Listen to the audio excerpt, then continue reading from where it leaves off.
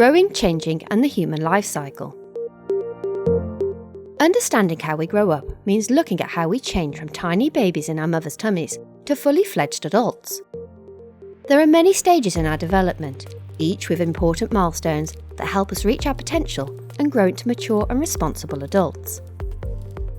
One of the most dramatic changes takes place during the preteen and teenage years, when our bodies develop rapidly in preparation for becoming an adult. We call this time puberty, and it is marked by a series of physical and emotional changes both inside and out. These changes prepare our bodies for adulthood. When we think about the differences between being a child and being an adult, a few things come to mind. For one, we become more responsible and independent, meaning we can manage our own needs rather than relying on a parent or guardian to take care of us. From a physical perspective, we grow bigger and stronger, which enables us to do things that we couldn't do as a child. And most significantly, as an adult, we are able to reproduce, meaning that many of us will have the chance to have a child of our own one day.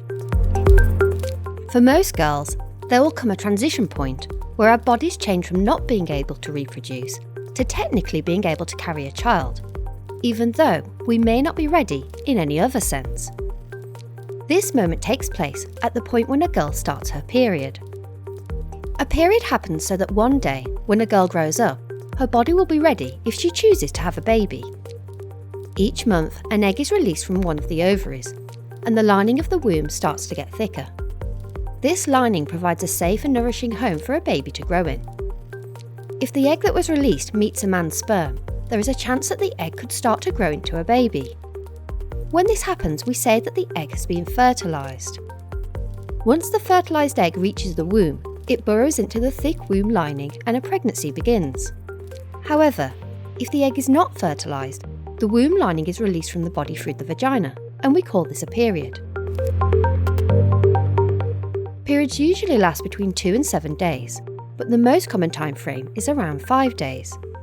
During this time, it's common to feel a little bit of pain or cramping, but it shouldn't stop you from doing any of your normal activities. There are also lots of different period products that you can use to manage your period, and your teacher will be discussing these a little later on. Learning about these options can help you to find the method that works best for you. Sometimes when girls learn about their periods, they can have fears or worries. Remember, it's normal to have questions or feel unsure about these changes. One common worry relates to how women become pregnant in the first place. Humans are, of course, a type of mammal, and as we learned in our science lessons last year, in order to reproduce, all mammals have to mate. We will be discussing this topic in more detail in a future lesson, but be reassured that you cannot become pregnant by other forms of contact, such as holding hands, hugging, or kissing someone of the opposite sex. If you have any concerns or need more information, don't hesitate to talk to a trusted adult like a parent or a teacher.